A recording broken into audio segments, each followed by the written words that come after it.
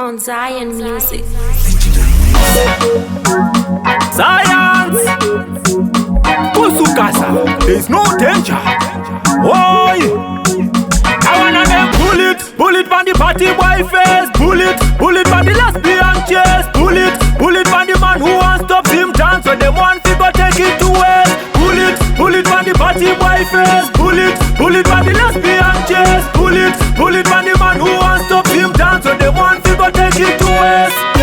Aiwa vatipe mutemo vangatouya vachiisa zvichemo vari kustrika vachiita matemo vachida kumisa zimdanzo hatizimenimo demo nini ndovatema nezidemo panyaya dzemangoma ndogara ndine zemo vakada kundibata ndova isasa memo bolonja I wanna name pull it from the party boy face. Pull it from the lesbian chest. Pull it from the man who wants to him dance. So them want to go take it to waste.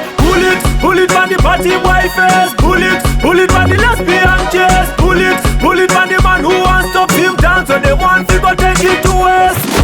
Nonade tovadzidzisa vakafarisa tovapidzisa vakabata moto tovapisa kagrupu kavo kechimero tokamisa tikazvifunga zvedu tovanyisa kuteritori kwedu tovamhanyisa hapana mangoma pavanombovamisa bolonja I wanna name pull it from the party boy face. Pull it from the lesbian chest. Pull it from the man who wants to him dance. So them want to go take it to waste.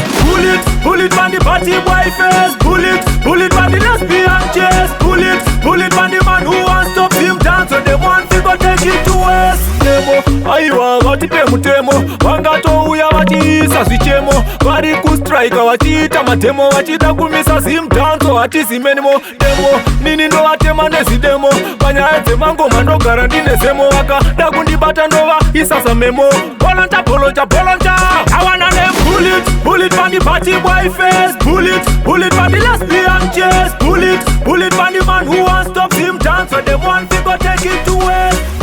Pull it from the party boy face. Pull it from the lesbian chest. Pull it from the man who wants to him dance. So them want to go take it to waste. Pull it from the party boy face. Pull it from the lesbian chest. Pull it from the man who wants to him dance. So them want to go take it to waste.